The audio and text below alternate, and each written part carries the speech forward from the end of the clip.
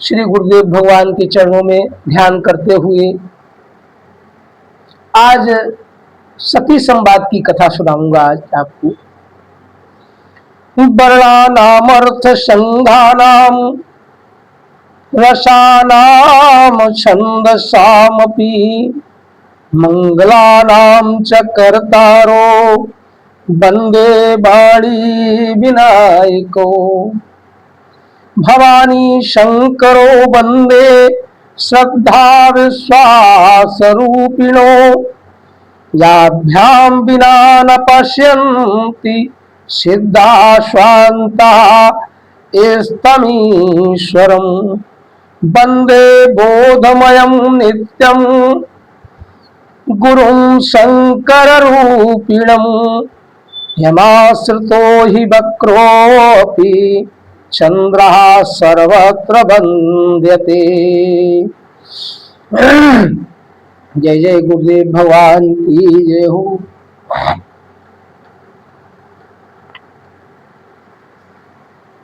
भगवान महादेव मन में अपने विचार कर रहे हैं कि मुझे अपने प्रभु के दर्शन करना है।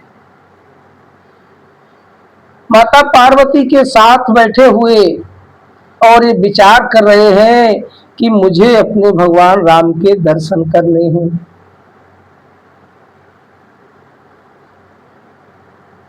भगवान राम के दर्शन करने से के विचार से, और इस बात को किसी को बता भी नहीं रहे महादेव, अपने मन में सिर्फ श्रद्धा और विचार करके बैठे हुए हैं। भगवान राम अयोध्या से वन को चले और वन में जब पहुंचे, चित्रकूट में निवास किया, उसके बाद में आगे बढ़े तो माता सीता का हरण हो गया। रावण माता सीता को लेकर के और चला गया। तो उस समय भगवान की ये लीला थी कि भगवान श्री राम लक्ष्मण ने आकर के देखा तो सीता माता वहां नहीं थी। बहुत दुखी हुए और वन में ढूंढ रहे। भगवान शंकर ने कहा ये मौका बड़ा अच्छा है, आज मैं अपने प्रभु के दर्शन करूंगा। चल दिया। सती भी साथ में है और माता सती देख रही है कि दो वनवासी बालक जो राजकुमार के रूप में दिख रहे हैं और हमारे स्वामी महादेव इनको बार बार निहार रहे हैं। सती से जब नहीं रहा गया तो उन्होंने महादेव से पूछा कि हे प्रभु, आप इनको बार बार निहारते हैं, बार बार इनको प्रणाम करते हैं, इसका कारण क्या है? तो हमारे शंभु महादेव कहने लगे, सती ये बड़ी रहस्यमयी बात है, ये मेरे आराध्य देव श्री राम है। ये आश्चर्य की बात हुई सती के लिए। उन्होंने कहा, आराध्य देव, मैं तो आपको ही आराध्य देव समझती हूँ। तीनों लोकों के स्वामी आप हैं, त्रिभुवन है, त्रिलोकीनाथ हैं, आपसे बड़ा कौन हो सकता है? मैं इस चीज को नहीं मानती। सती को विश्वास नहीं हुआ। वो अपने विश्वास को नहीं जमा सकी, बार बार महादेव से यही प्रश्न कर रही हैं कि मुझे इस पर विश्वास नहीं है। तो भगवान भोलेनाथ कहने लगे कि अगर आपको विश्वास नहीं है मेरी बात का तो जाकर के परीक्षा ले लो।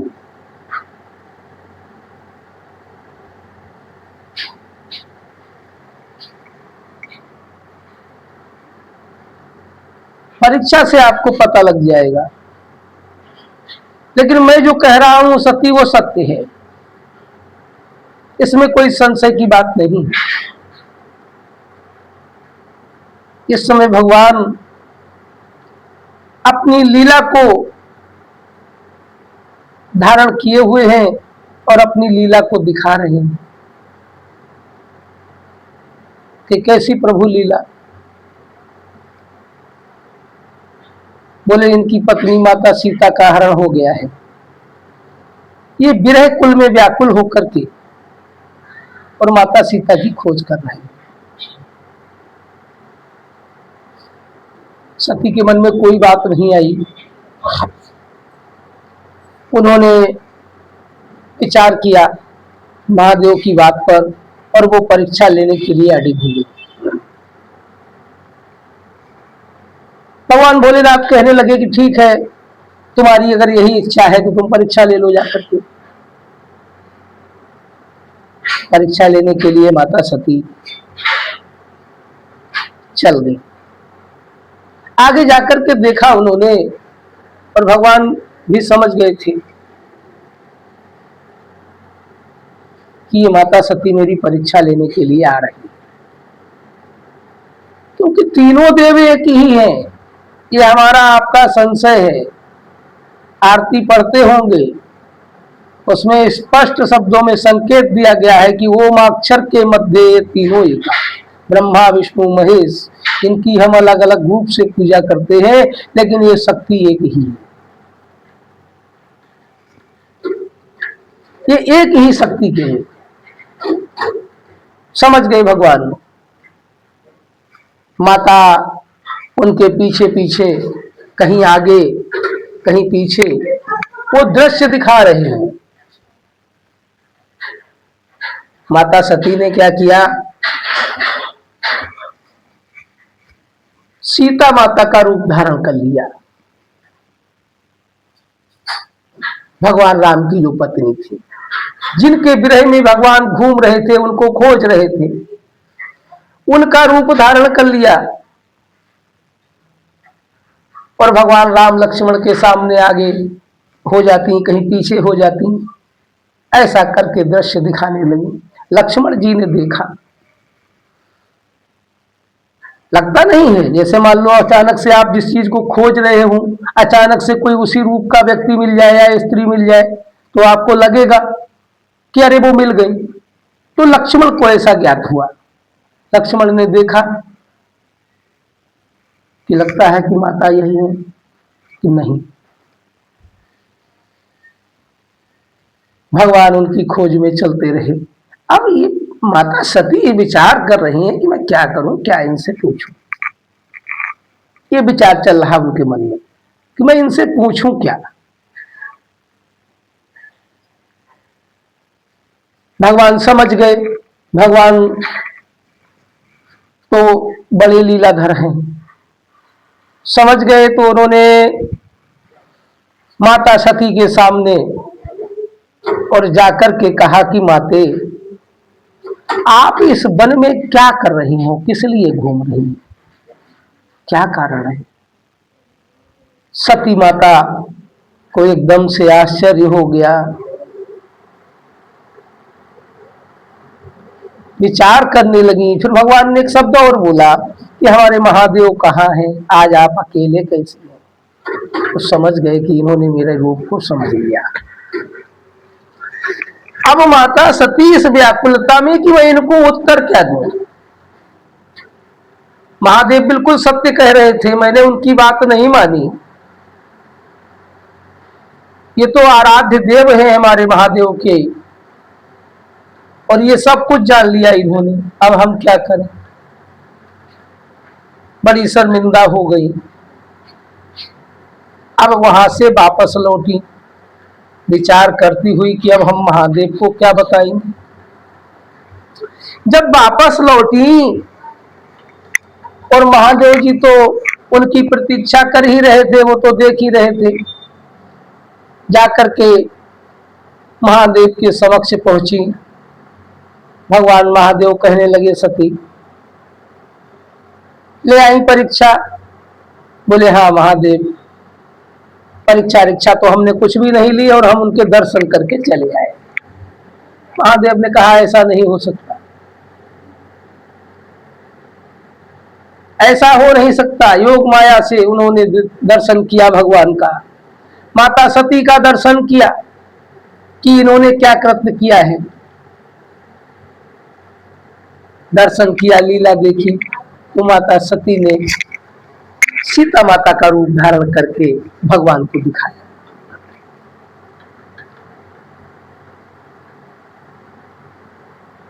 महादेव ने जो ये रूप देखा कि सती ने माता सीता का रूप धारण किया है,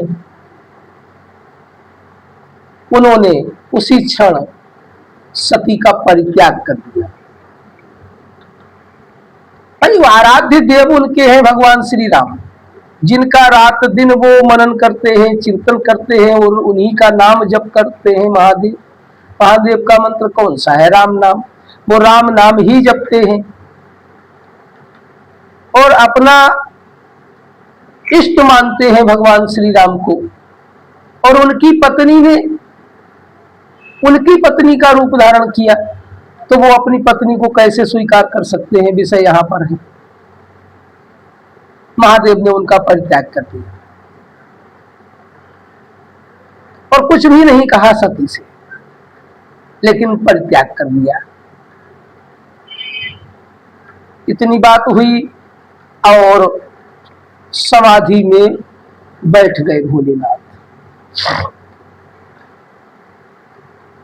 काफी समय बीत गया, सती तपस्या, भोलेनाथ तपस्या कर रहे हैं और सती माता उनकी प्रतीक्षा कर रही हैं कि कब इनकी आंख खुले, जब मैं अपना प्रायश्चित कर सकूं। काफी समय बीत गया, हजारों वर्ष बीत गए इस बात को। समय की बात हुई और सती के भी मन में विचार चल रहा था कि मुझे अब ये शरीर त्याग ही देना चाहिए। तो उन्होंने भगवान राम का ही स्मरण किया, माता सती ने, कि हे प्रभु, अब मैं इस शरीर को क्या करूंगी?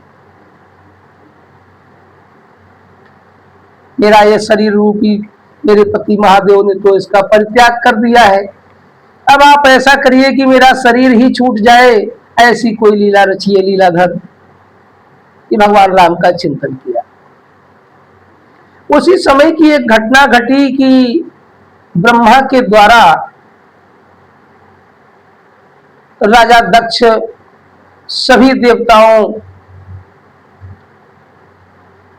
के एक प्रजापति बनाए गए। प्रजापति की पदवी दी गई राजा दक्ष को। राजा दक्ष तो वैसे ही अहंकारी घमंडी व्यक्ति थे।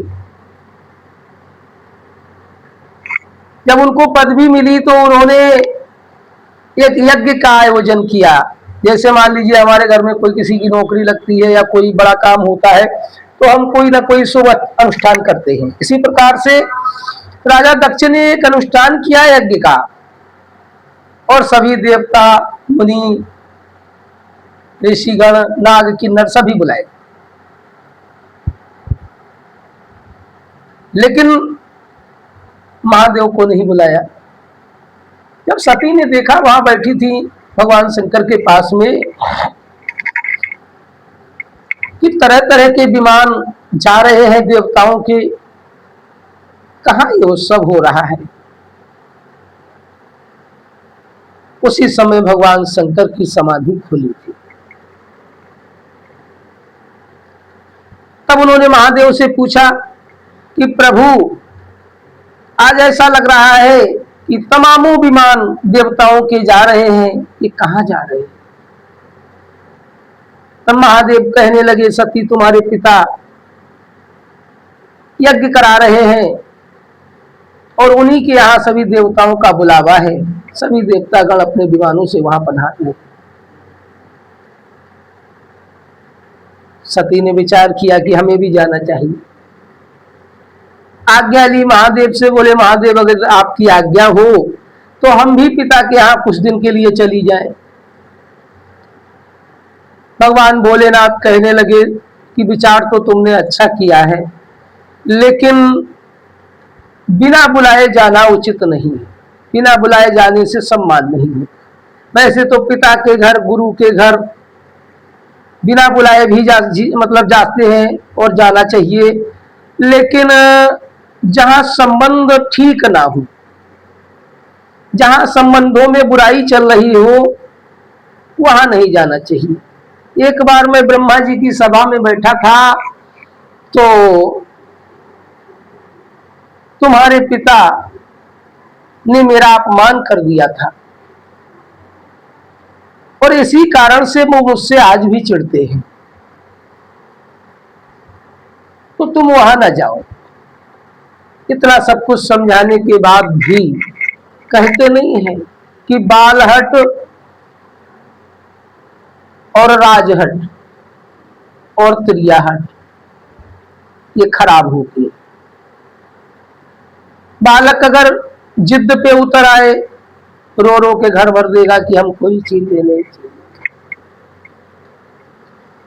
त्रिया माने ये स्त्री अपने पति से अगर जिद कर जाए, ये भी राम की कथा में ही है कि कई ने जिद की थी ना राजा दशरथ से, तभी तो राम को वनवास हुआ।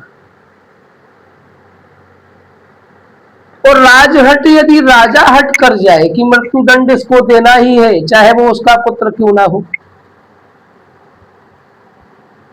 तो वो दे के रहेगा। ये तीनों हटें खराब होती हैं। पार्वती माता की भी यह हट थी कि मुझे, वो सती माता की भी यह हट थी कि मुझे जाना है। भगवान महादेव ने कहा ठीक है, नहीं मान रही हो सती तो जाओ, ये तुम्हारी इच्छा है। और उनकी सुरक्षा के लिए 2 गणों को उनके साथ लगा दिया। पहुंची, जब वहां सती माता गई तो उनकी बहनें उनसे बड़े प्यार से बोली, उनकी माता भी बड़े प्यार से बोली, लेकिन पिता ने उनका कोई भी आदर भाव नहीं किया। सभी देवता यज्ञ स्थल में जाकर के देखा कि सभी देवताओं का भाग निकला था, लेकिन कहीं भी महादेव का भाग नहीं था। आज भी एक बात आपको लोगों को बताता हूं, कैसी भी स्त्री हो, चाहे वो अपने पति से डेली झगड़ा करती है, लेकिन वो अपने पति का अपमान सहन नहीं कर सकती। ये उसका स्वभाव होता है। इसी प्रकार से माता सती ने जब यज्ञ में महादेव का कोई भाग नहीं देखा तो उनको क्रोध आ गया, और क्रोध आने पर उन्होंने देवताओं को भी भला बुरा कहा जो वहां बैठे हुए थे। और उसके बाद में उनको परित्याग तो करना ही था शरीर का, ये भी बात समझ लीजिए। वो तो शरीर का परित्याग उनको करना ही था, क्योंकि शरीर तो छोड़ना ही था सती माता को।